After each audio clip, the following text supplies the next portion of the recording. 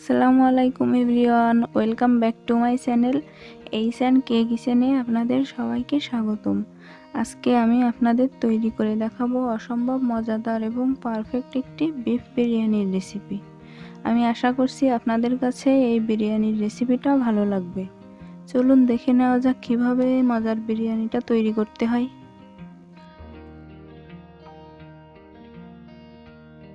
নিয়ে নিচ্ছি 1 কেজি পরিমাণ গরুর মাংস। এখানে আমি হাড় চর্বি সহ মাংস নিয়েছি। দিয়ে দিচ্ছি 1 কাপ পরিমাণ পেঁয়াজ কুচি। আরও দিয়ে দিচ্ছি 1.5 টেবিল চামচ পরিমাণ আদা রসুন পেস্ট। পেঁয়াজ বেরেস্তা দিয়ে দিচ্ছি 4 টেবিল চামচ। জিরা পেস্ট দিয়ে দিচ্ছি 1 চা চামচ। লাল মরিচের গুঁড়া দিয়ে দিচ্ছি 2 চা চামচ পরিমাণ। বাদাম বাটা দিয়ে দিচ্ছি 1 টেবিল চামচ। এখন এর ভিতর দিয়ে দিলাম 1/4 কাপ ফেটিয়ে রাখা টক দই।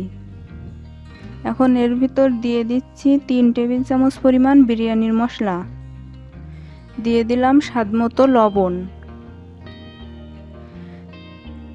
দিয়ে দিচ্ছি 1/2 কাপ পরিমাণ তেল। আমি পেঁয়াজ বেরেস্তা করে নেওয়া তেলটা ব্যবহার করছি। এখন আমি সব কিছু খুব সুন্দর করে মেখে নিব। আমি এখানে বিরিয়ানির মশলা ব্যবহার করেছি বাজারে যেটা কিনতে পাওয়া যায়। আপনারা চাইলে বাসায় বানিয়েও নিতে পারেন। মাংসটাকে 1 ঘন্টার জন্য ম্যারিনেট করে রাখবো।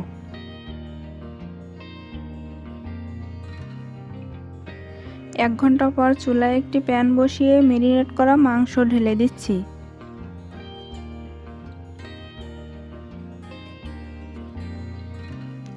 চুলাটা মাঝারি আঁচে রেখে সামান্য নেড়েচেড়ে মাংসটাকে একটু কষিয়ে নিচ্ছি। ঢাকনা দিয়ে 7-8 মিনিটের মতো জাল করিয়ে নিব। ফিরে এলাম 7-8 মিনিট পর। দেখতেই পাচ্ছেন মাংসটা দিয়ে যথেষ্ট পরিমাণ পানি বের হয়েছে। এই পানি দিয়েই আমি মাংসটাকে সিদ্ধ করে নিব। আপনারা চাইলে এক্সট্রা পানিও অ্যাড করতে পারেন। আবারও ঢাকনা দিয়ে ঢেকে দিচ্ছি। ফিরে এলাম 15 মিনিট পর।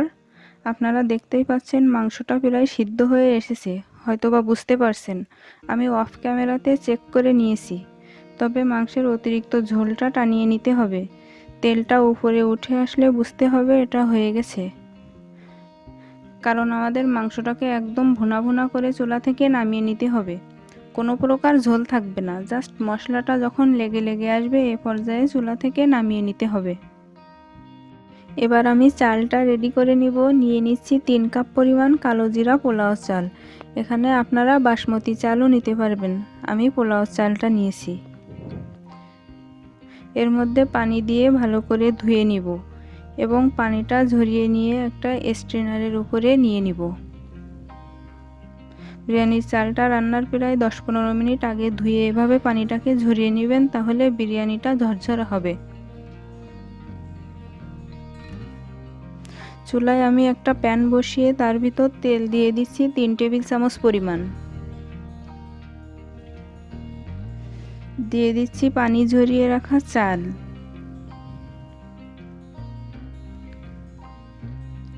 চালগুলো ভালো করে ভেজে নিব, আর এই চালটা ভেজে নেওয়ার কারণে বিরিয়ানিটা অনেক ঝরঝরা হবে। ভাজা হয়ে গেলে আগে থেকে ভুনা করা মাংসের ভিতরে ঢেলে দিব।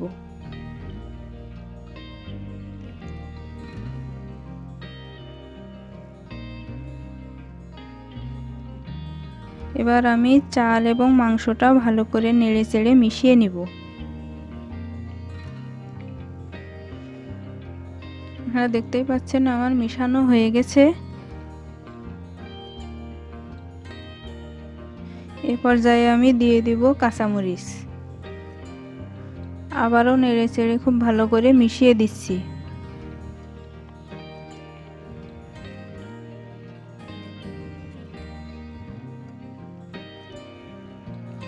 এখানে আমি দিয়ে দিচ্ছি 4 কাপ গরম পানি এবং দিয়ে দিচ্ছি 2 কাপ গরম দুধ।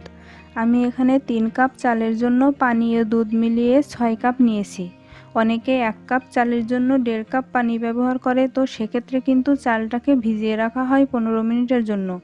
আমি কিন্তু চালটাকে ভিজিয়ে রাখিনি। যারা চালটাকে শুধু ধুয়ে ব্যবহার করছেন তারা 1 কাপ চালে 2 কাপ পানি ব্যবহার করবেন।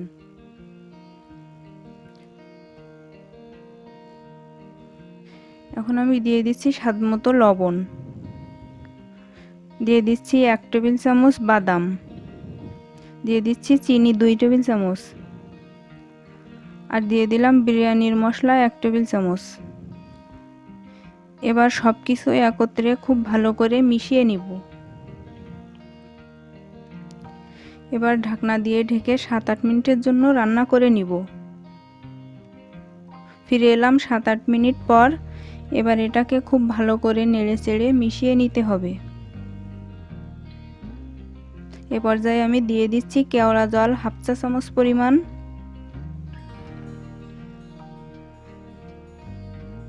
আর দিয়ে দিচ্ছি আলু বুখারা 6 পিস। এবার আমি ভালো করে নেড়ে চেড়ে চুলার আঁচটা একদম লোতে রেখে আবারও ঢাকনা দিয়ে ঢেকে 7-8 মিনিটের জন্য রান্না করে নিব।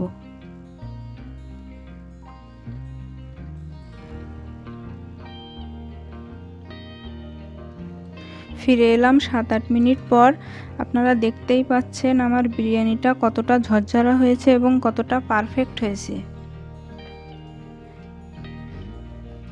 এবার আমি বিরিয়ানিটা গরম গরম সার্ভ করে নেব।